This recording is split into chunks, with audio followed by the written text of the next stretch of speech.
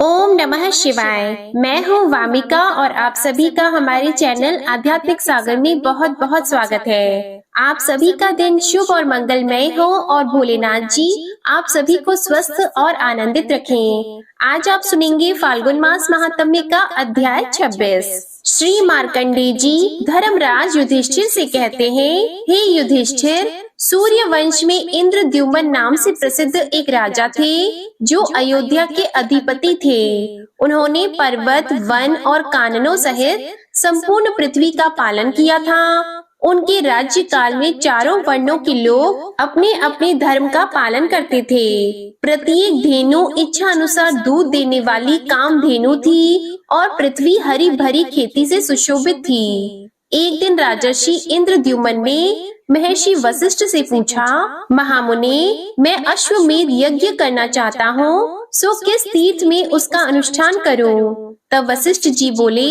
राजन, वेद वेत्ता ब्रह्मर्षि गण आपको जैसी सम्मति दे उस प्रकार ब्राह्मण ऋत्विजों के द्वारा आपको यज्ञ का अनुष्ठान करना चाहिए। उस समय राज्य सभा में मरीचि, कश्यप, अंगिरा, गौतम, महामुनि और बहुत से उत्तम व्रत का पालन करने वाले मुनीश्वर बैठे थे। महाराज इंद्रद्युम्न ने उन सबसे पूछा, किस तीर्थ में किया हुआ यज्ञ मनोवांछित फल देने वाला होता है? तब ऋषि बोले, राजन, इस कार्य के लिए ऋषियों ने अनेक भिन्न भिन्न तीर्थों को श्रेष्ठ बताया है। यह सुनकर दुर्वासा ने हंसते हुए कहा, राजन, ब्राह्मण ज्ञान की अधिकता से ज्येष्ठ माने जाते हैं। क्षत्रियों में जिसका बल और पराक्रम अधिक हो वही ज्येष्ठ माना गया है। वैश्यों का ज्येष्ठत्व धन और धान्य की अधिकता पर निर्भर करता है और शूद्र जन्म एवं आयु के अनुसार ही ज्येष्ठ माने जाते हैं। 7 कल्पों तक जीवित रहने वाले तीनों वेदों के ज्ञाता त्रिकालज्ञ महर्षि मार्कंडेय जी के रहते हुए धर्म का निरूपण एवं निश्चय करने की शक्ति किसमें है? महाराज, आप नर्मदा के तट पर विद्यमान धर्मारण्य में जाइए। वहाँ मार्कंडेय जी जहाँ बताएं उसी स्थान पर अपना यज्ञ प्रारंभ करें। देवर्षि, आप जैसा कहते हैं वैसा ही करूँगा। यूँ कहकर राजा इंद्रद्युम्न ने अपने मंत्री देवगर्भ को यज्ञ की सब सामग्री लेकर चलने का आदेश दिया और स्वयं वहाँ के ब्राह्मणों एवं मुनियों के साथ दिव्य वाहन पर बैठकर बड़ी प्रसन्नता के साथ यात्रा की। उनके साथ अंतःपुर की रानियां भी थीं। सबके साथ राजा इंद्रद्युम्न धर्मारण्य में पहुँचे जहाँ मार्कंडेय जी विद्यमान थे। वहाँ जाकर उन्होंने मार्कंडेय जी को साष्टांग प्रणाम और उनका यथावत पूजन किया। राजा इंद्रद्युम्न को आया हुआ देखकर महामुनि मार्कंडेय जी ने पूछा, हे नृपश्रेष्ठ, कुशल तो है ना? बहुत दिनों के बाद दिखाई दिए हो। इन ब्रह्मर्षियों के साथ यहाँ किस प्रयोजन से तुम्हारा आगमन हुआ है?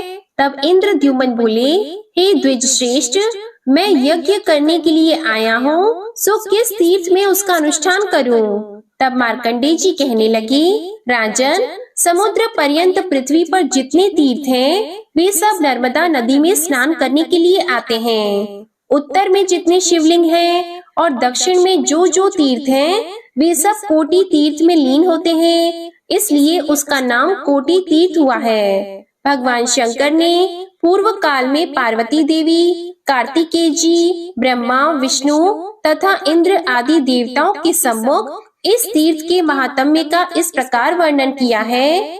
ओमकारेश्वर के समीप नर्मदा में कोटि तीर्थ बताया गया है। वहाँ जो दान, होम, यज्ञ तथा दुष्कर तप आदि पुण्य कर्म किया जाता है, उसके पुण्य का अंत नहीं है। ग्रहण काल में कुरुक्षेत्र की प्रशंसा की जाती है, परंतु नर्मदा सदा सब कार्यों के लिए पुण्यदायिनी कही गई है। अतः तुम कोटि तीर्थ में यज्ञ करो। यह सुनकर परम धर्मात्मा राजा इंद्रद्युम्न ने अमित तेजस्वी मार्कंडेय मुनि के चरण पकड़े और कहा, मुने, आपने जो कुछ कहा है उसके लिए मैं अपने ऊपर आपका बहुत बड़ा अनुग्रह मानता हूँ। इसी समय सुंदर यज्ञ यूप विभिन्न देशों के क्षत्रिय वृंद गौ, अश्व, हाथी तथा अन्य आवश्यक सामग्री साथ लेकर मंत्री देवगर्भ वहां आ पहुँचे। तब राजा ने 30 योजन का एक विशाल यज्ञ मंडप बनवाया।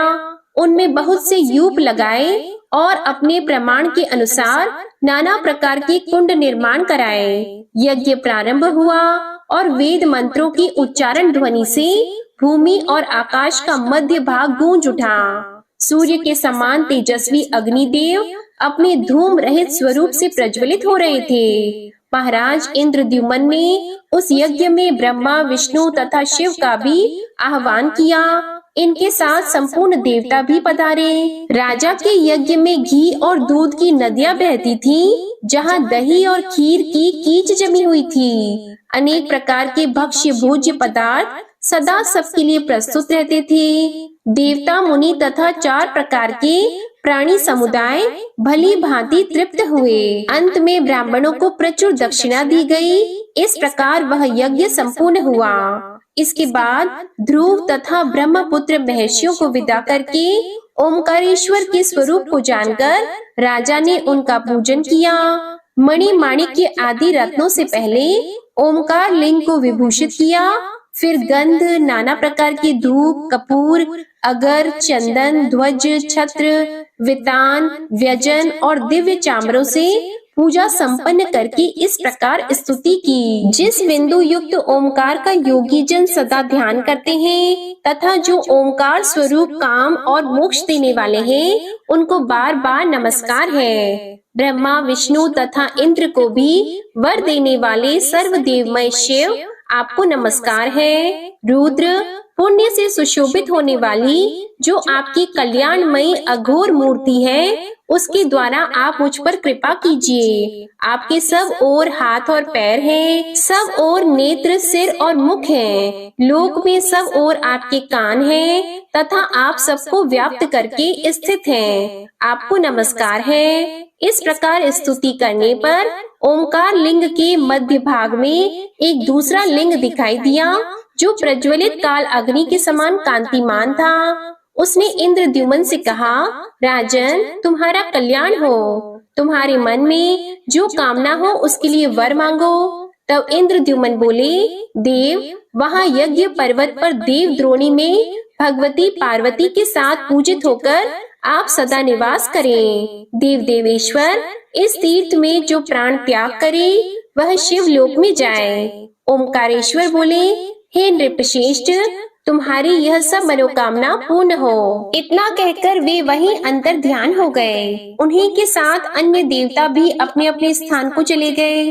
भगवान शंकर कैलाश धाम को गए और राजा इंद्रद्युम्न ने वहाँ 4 प्रकार के प्राणियों को सुनाकर कहा, तुम सब लोग मेरे यज्ञ के प्रभाव से निरोग हो जाओ और सभी तृप्त रहो। इसके बाद राजा इंद्रद्युम्न ने साष्टांग प्रणाम करके भगवान विष्णु की स्तुति की। राजा ने कहा, मैं केशव अर्थात जल में शयन करने वाले, माधव अर्थात लक्ष्मीपति, विष्णु, गोविंद, मधुसूदन, पद्मनाभ, ऋषिकेश, श्रीधर, दामोदर, वासुदेव, श्री हरि को प्रणाम करता हूँ, जो शंख, चक्र, गदा, शांख, धनुष और वनमाला से विभूषित है। संपूर्ण लोकों के रक्षक, जगत के स्वामी, लक्ष्मी जी के पति तथा सर्वज्ञों में श्रेष्ठ है, उन भगवान श्रीकांत, श्रीधर, श्रीश एवं श्रीनिवास को मैं नमस्कार करता हूँ। हे अच्युत,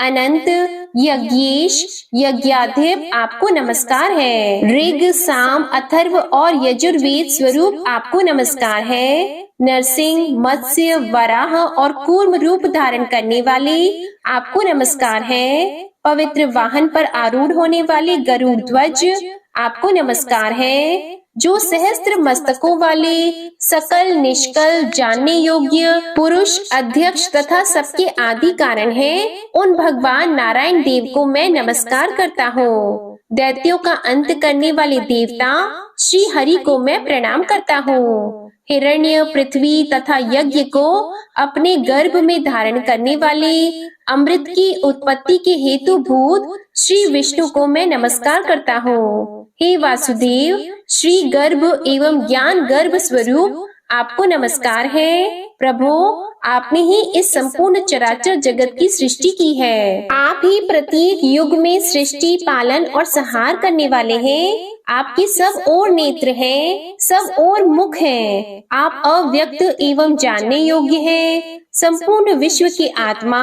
प्रकाशक और सबके भीतर निवास करने वाले आपको नमस्कार है। आप सूर्य, वायु, अग्नि और चंद्रमा हैं। हे देव देवेश्वर, हे सुरश्रेष्ठ, आपके ही प्रसाद से मेरे यज्ञ की सिद्धि हुई है। राजा के द्वारा की हुई यह स्तुति सुनकर शंख, चक्र और गदा धारण करने वाले भगवान विष्णु ने कहा, राजन, तुम कोई वर मांगो। तब राजा बोले, ओमकार लिंग के उत्तर भाग में वैदूर्य पर्वत की चोटी पर आप जनार्दन लिंग के रूप में निवास करें। यहाँ विधि पूर्वक आपकी पूजा करके मनुष्य श्री विष्णु धाम को प्राप्त हो, पशु पक्षियों की योनि में न जाएं तथा यमलोक में भी प्रवेश न करें। यहाँ प्राण त्याग करने पर मनुष्यों को आपके परम धाम की प्राप्ति हो और इस तीर्थ में पितरों के निमित्त अन्न दान करने पर वे पितर आपके प्रसाद से विष्णु धाम को प्राप्त करें। तब भगवान विष्णु ने कहा,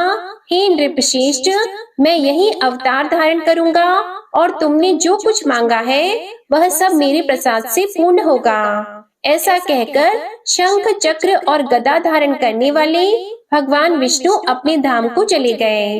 हे युधिष्ठिर, इस प्रकार राजा इंद्रद्युम्न के महान यज्ञ का वर्णन किया गया।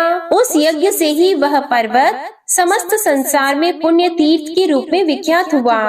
सिद्धेश्वर लिंग को ब्रह्मा का और नारायणेश्वर को श्री हरि का स्वरूप समझो। इसके श्रवण और कीर्तन से मनुष्य विष्णु लोक में सम्मानित होता है। इसके बाद सत्य व्रत परायण राजा ने तीर्थों की स्तुति की। पितरों का उद्धार करने के लिए समस्त तीर्थों को मेरा बार बार नमस्कार है। तीर्थ बोले, महाभाग, तुम हमसे मनोवांछित वर मांगो। तब इंद्रद्युम्न ने कहा, हे तीर्थगण, आप सब लोग मुझ पर अनुग्रह करके ओमकार के समीपवर्ती तीर्थ में निवास करें। एवं अस्तु कहकर तीर्थों ने नर्मदा नदी का इस प्रकार स्तवन किया। अनेक कल्प पर्यंत स्थित रहने वाली तथा महादेव जी की सर्वोत्कृष्ट कला स्वरूपा नर्मदा देवी को हम नमस्कार करते हैं। सब लोगों में अत्यंत प्रसिद्ध एवं नदियों में श्रेष्ठ नर्मदा को हम मस्तक नवाते हैं। देवी, आप हम तीर्थों के प्रभाव से नहीं किंतु स्वभाव से ही परम पवित्र हैं। ठीक उसी तरह जैसे भगवान सूर्य की प्रभा और अग्नि देव की कांति पवित्र होती है। नर्मदा की स्तुति सुनकर तीर्थों ने इंद्रद्युम्न से कहा, राजेंद्र, जैसे चंद्रमा की कला पवित्र होती है उसी प्रकार से महानदी नर्मदा भी है। यूं कहकर सब तीर्थ अंतर्ध्यान हो गए।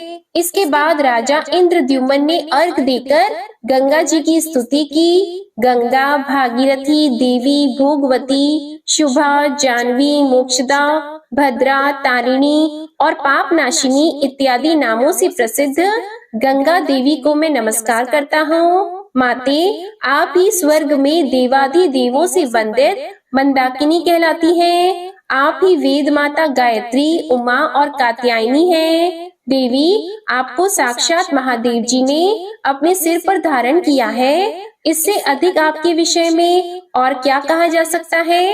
भगवान चंद्रार्ध शेखर को छोड़कर दूसरा कौन आपकी स्तुति करने में समर्थ है। तब गंगा जी ने कहा, महाराज, मैं प्रसन्न हूँ, तुम कोई वर मांगो। तब राजा ने कहा, देवेश्वरी, आप सदा यही निवास करें। तो गंगा बोली, राजेंद्र, ऐसा ही होगा। मैं अपने एक अंश से सदा यही प्रवाहित हो जाऊंगी। ऐसा कहकर गंगा अपने स्थान को चली गई। इसके बाद राजा इंद्रद्युम्न ने नर्मदा देवी की स्तुति की। देवी, आपके जल के प्रवाह से मैंने देवताओं और पितरों को संतुष्ट किया है। आपने चराचर प्राणियों सहित समस्त त्रिलोकी को पवित्र किया है। आप संपूर्ण प्राणियों की माता और मनुष्यों को संसार सागर से पार उतारने वाली हो। महादेवी, मेखला, कल्पगा, नर्मदा और जलपूर्णा इत्यादि नामों से विख्यात होकर आप विंध्य पर्वत की शोभा बढ़ाती हो। शुभे, सहस्त्रों वर्षों तक आपकी स्तुति में संलग्न रहने पर भी कौन आपका भली भांति स्तवन कर सकता है। इस स्तोत्र से संतुष्ट होकर नर्मदा देवी ने कहा, राजन, तुम क्या चाहते हो कहो, मैं तुम्हें वर दूंगी जिससे सिद्धि की प्राप्ति होगी। नर्मदा देवी का ये वचन सुनकर ब्राह्मणों सहित शिव भक्ति परायण राजा ने हंसते हुए कहा, देवी, यदि मुझे वर देना चाहती हो तो अपने दक्षिण तट से लेकर उत्तर तट तक 7 धाराएं कर लो। तो नर्मदा देवी बोली, राजन, मेरे प्रभाव और प्रसाद से यह सब हो जाएगा। इस बीच में जो कुछ दान दिया जाएगा उसका पुण्य असंख्य होगा। यहाँ दान देने वालों का पुनः इस संसार में जन्म नहीं होगा। शूद्र, चांडाल, मृग, पशु और सर्प आदि भी नील गंगा संगम में स्नान करने अथवा प्राण त्यागने पर स्वर्ग धाम को जाएंगे। इसके बाद नर्मदा देवी को नमस्कार करके राजा इंद्रद्युम्न अपने वाहन पर आरूढ़ हुए और सहस्त्रों राजाओं के साथ अपनी राजधानी देव निर्मित पुरी अयोध्या को चले गए। वहां दीर्घ काल तक राज्य करने के बाद वे स्वर्ग लोक में गए। हे युधिष्ठिर, यह प्राचीन इतिहास तुमको सुनाया गया है। जो इसे कहते और सुनते हैं वे यमलोक नहीं देखते और पाप योनि में नहीं जाते हैं। आज का अध्याय समाप्त हुआ। इसके आगे का वृतांत आप अगले अध्याय में सुनेंगे। अब आप सुनिए श्री शिव चालीसा पाठ। श्री गणेश गिरिजा सुवन मंगल मूल सुजान, कहत अयोध्या दास तुम देहो अभय वरदान। जय गिरिजापति दीन दयाला, सदा करत संतन प्रतिपाला। भाल चंद्रमा सोहत नीके, कानन कुंडल नाग फनी के। अंग गौर शिर गंग बहाए, मुंड माल तन छार लगाए। वस्त्र खाल बागंबर सोहे, छवि को देख नाग मुनि मोहे। मैना मातु की है दुलारी, बाम अंग सोहत छवि न्यारी। कर त्रिशूल सोहत छवि भारी, करत सदा शत्रु निशयकारी। नंदी गणेश सोहित कैसे, सागर मध्य कमल है जैसे। कार्तिक श्याम और गणराऊ, या छवि को कही जात न काऊ। देवन जब ही जाए पुकारा, तब ही दुख प्रभु आप निवारा। किया उपद्रव तारक भारी, देवन सब मिली तुम ही जुआरी। तुरत षडानन आप पठायहु, लव निमेष मह मार गिरायहु। आप जलंधर असुर सहारा, सुयश तुम्हार विदित संसारा। त्रिपुरासुर सन युद्ध मचाई, सब ही कृपा कर लीन बचाई। किया तपहि भागीरथ भारी, पूरब प्रतिज्ञा तसु पुरारी। दानिन मह तुम सम को नाही, सेवक स्तुति करत सदाही। वेद नाम महिमा तव गाई, अकथ अनादि भेद नहीं पाई। प्रगट उदधि मंथन में ज्वाला, जरे सुरासुर भय विहाला। कीन्ह दया तह करी सहाई, नीलकंठ तब नाम कहाई। पूजन रामचंद्र जब कीन्हा, जीत के लंक विभीषण दीन्हा।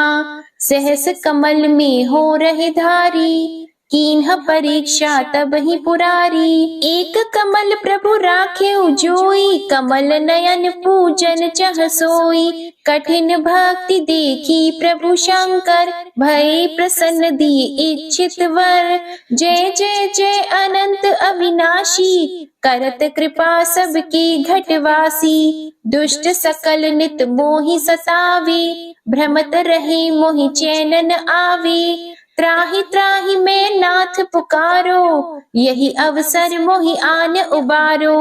ले त्रिशूल शत्रुन को मारो, संकट से मोहि आन उबारो।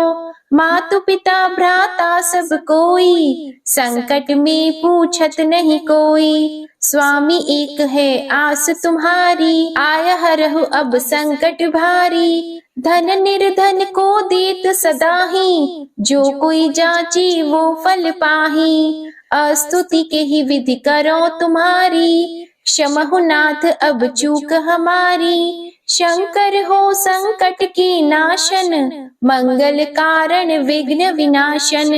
योगी यति मुनि ध्यान लगावी, नारद शारद शीश नवावी। नमो नमो जय नमो शिवाय, सुर ब्रह्मादिक पारन पाए। जो यह पाठ करे मन लाई, तापार होत है शंभु सहाय। ऋण के हो जो कोई अधिकारी, पाठ करे सो पावन हारी। पुत्रहीन कर इच्छा कोई, निश्चय शिव प्रसाद तेहि होई।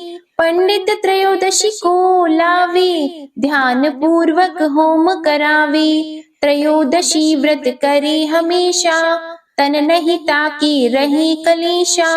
धूप दीप नैवेद्य चढ़ावे, शंकर सम्मुख पाठ सुनावे। जन्म जन्म के पाप नसावे, अंतवास शिवपुर में पावे। कहे अयोध्या आस तुम्हारी, जानी सकल दुख हरहु हमारी। नित नेम कर प्रातः ही, पाठ करो चालीसा। तुम मेरी मनोकामना, पूर्ण करो जगदीश। मगसर छठी हेमंत ऋतु, संवत 64 जान। स्तुति चालीसा शिव ही, पूर्ण कीन कल्याण। शिव चालीसा समाप्त होती है। प्रेम से बोलिए भगवान भोलेनाथ की जय। आपको ये कथा पसंद आए तो वीडियो को लाइक कीजिएगा, शेयर कीजिएगा, कमेंट में भगवान भोलेनाथ जी की जय लिखिएगा और चैनल को भी सब्सक्राइब करिएगा। इसी के साथ आज आप हमारे चैनल पर संतोषी माता की व्रत कथा और आमल की एकादशी व्रत कथा भी जरूर सुनिएगा। हर हर महादेव। ओम नमः शिवाय।